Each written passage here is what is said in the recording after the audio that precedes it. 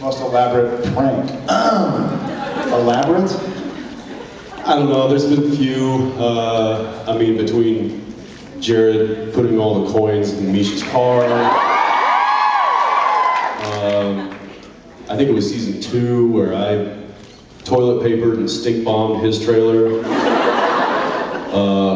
And I think that's when we realized that we're better off as allies. And that it could get really disastrous if he and I went against each other. We've also had some very elaborate pranks pulled on us. Do tell. We had an entire shot set up around one. We were climbing down into a manhole cover into a sewer, and it was a set built, so there was this big column, and we climbed up to the top, and there were cameras up there, so we started climbing down this little ladder in a tube, and I went first, and then Jared was coming right down on top of me, basically, and then it was just a wall of water came from up top, and it was the camera guys had 2 5-gallon buckets of cold water on top of both of us. It was courtesy of Kim Manners, our director at the time. And I remember the producer coming up to me just before the shot. Obviously he was in on it, because he was like, "Hey, so you've got that iPhone thing, right? Let me looking to maybe get one of those. So, can I see it while you do this?" And I'm like, "Oh yeah, here, take it. I'm gonna go shoot this." And he's like, "Yeah, no problem." He was just getting the phone out of my pocket because he knew I was about to get soaked. So there's that one. There's also, we have a couple of bikes that we ride around on, little motorbikes. They were actually in the video, courtesy.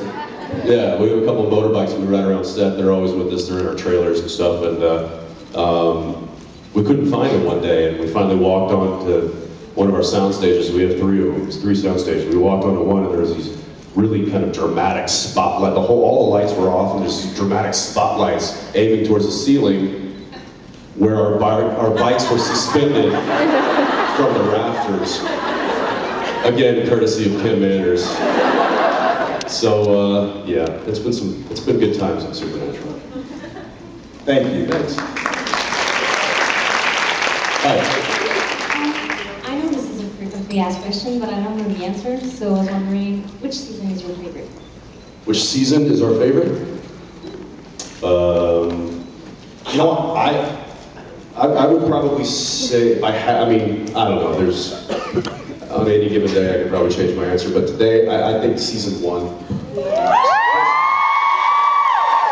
Simply because it really set the tone of the show, and it was we were both kind of trying to find our footing, and it was, we weren't sure if we were going to get picked up for another season, and so there was this kind of uncertainty and kind of this nervous energy in the air that was really kind of intoxicating, I guess. But then like season 5, I thought was awesome. 4. I loved 4 was a great thing. I think what I loved about 4 is how much we had going on with Alistair and Ruby and Gabriel and Lucifer, and there was so much going on that I feel like there were many stories to tell. So I feel like season 4 was really strong. Yeah. Thank you. Thanks. We have this thing in Toronto called the Tower Edge Walk, where it's like they Called what? CN Tower Edge Walk, where they strap it to a harness and you actually get to walk around the rim outside of the CN Tower, and they take a video of you and take a picture. Would you guys ever consider trying that? Yes. Let me think about that. Yes. I did this. I was explaining this to a buddy. I did CN Tower a few years ago, and the little glass plates on the ground. I got myself to lay on it, face down, and that was terrifying. And you walk up, and has everybody here been to the CN Tower? So the glass part, I think people thought I was weird, because when you walk up, I got to the glass part, started just walking on, I was like, okay, it's sturdy. Hold me. And then finally got myself to sit Indian style, and then I was convinced to lay down. I can just see you going like this. Okay.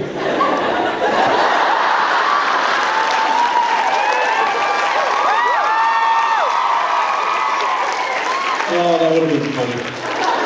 You would have been dead, but I would have laughed.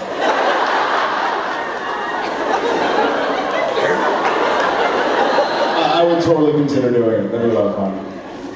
Yeah, I don't know why, but yes, I like to do stupid stuff like that. Bodily harm.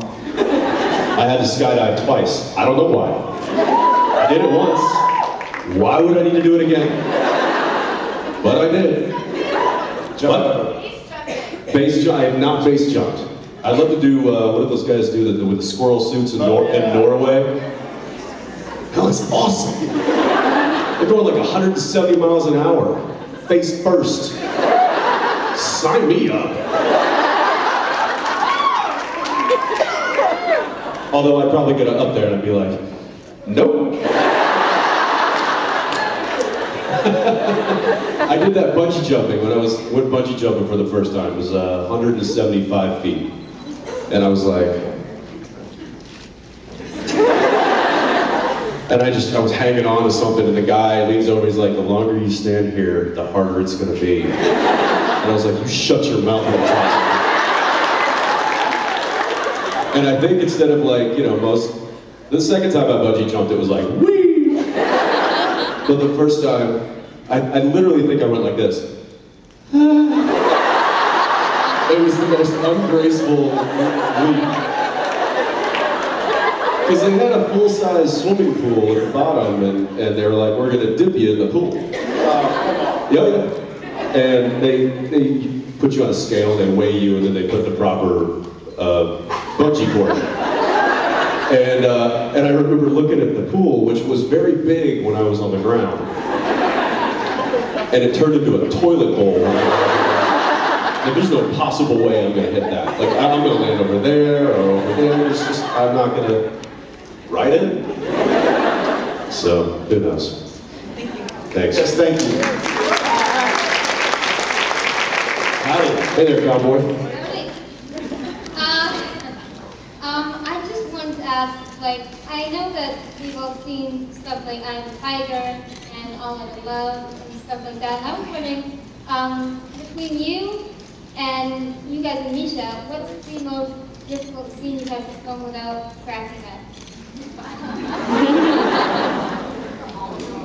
There was one like 2 days ago. Didn't Paul ask you to leave set? Again? Misha was they were trying to do a coverage on Misha, and wasn't needed for the shot, so I was sitting around the corner or something, reading a magazine, and I just hear, damn it, Jared, just walk away! Get out of the room! There's an upcoming episode where we kind of go into some side stories and some backstories, and there was a long shot, and I was supposed to say something to Misha, like, hey Cass, why aren't you gonna come with us, whatever it is. And the shot was supposed to be on him, and then as he looks away, It was like a long, pensive look, and it was like a slow... and it was going to cut to a flashback, and then cut back out of it. And so he had to hold a really straight face, and not even but he had to be really kind of like... Very pensive. Yeah. His girl, Castiola. And so you were off camera at the time. Making faces and saying stupid. And the worst thing, we had a new director who was awesome, but he didn't really understand that he was not going to get a normal take out of me. So everybody, all the crew was like, Paul, my director, like, Paul, just let Jared's not needed for this shot. He can go to his trailer. Just let him go away. And Paul's like, no. He'll be here for Misha. I was like, damn right, I'll be there for Misha. So I was there for Misha, and I ended up getting kicked off. So. Well, I walk, because I hear all this commotion. I hear Paul like yelling at Jared, and so I get up and I turn around and walk around the corner, and I see, and Paul has he's got a 4x flag, which is, it's just like a, it's like, like a big tarp, but it's made into a square, so they'll put it to block lights and stuff. We call it flags. We've got all different sizes, shapes and sizes. But he has one, he's holding it, and he's just trying to block Jared's And I'm moving around. from Misha seeing him. And he's blocking me. He's like, okay, go, action, action! And so I see this, and I'm like, hey, Misha!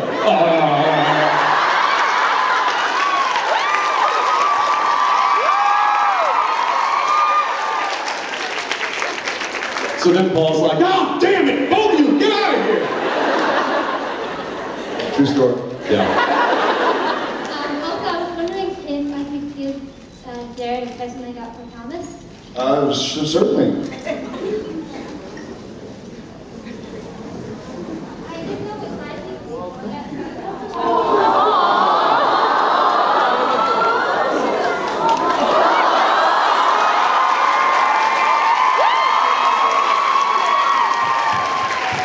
They won't fit me, but Well, you can try. Thanks. thank you. Very sweet. Hi there. One of the most interesting and tragic things about Dean is his relationship with alcohol. How was the experience? Sorry, his relationship with alcohol? How was the experience of taking Dean from alcohol abuse to dependency to addiction? And as an actor, will there be any addressing of his addiction in the future?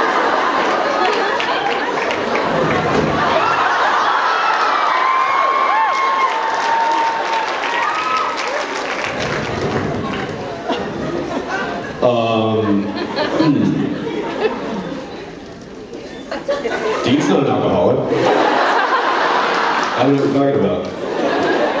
I'm in denial.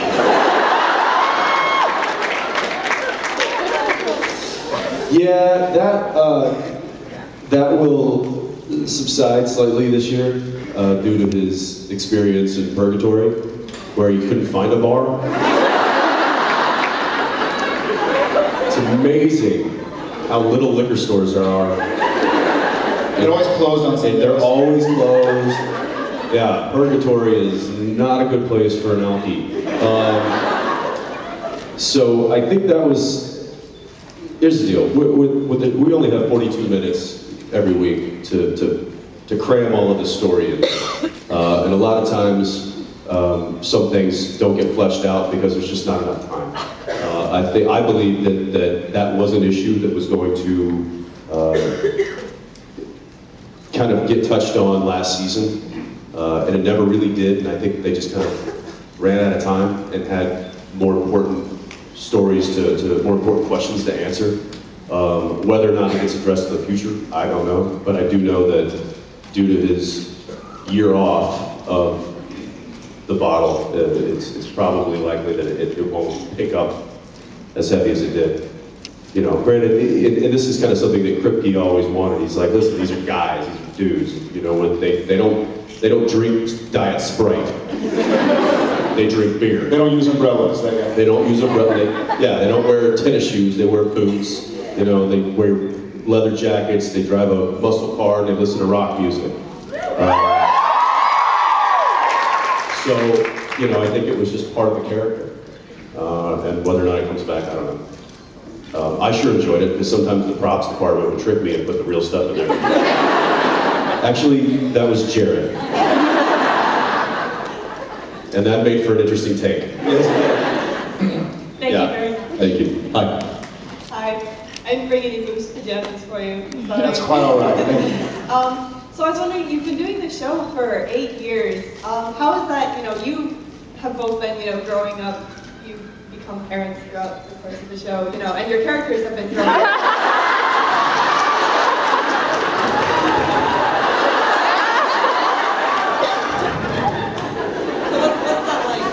He has become a parent.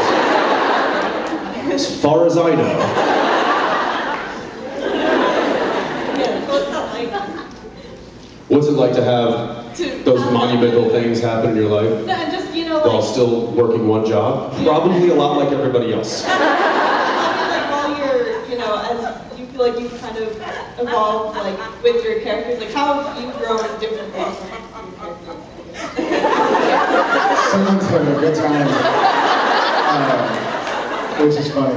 But no, that's a valid question.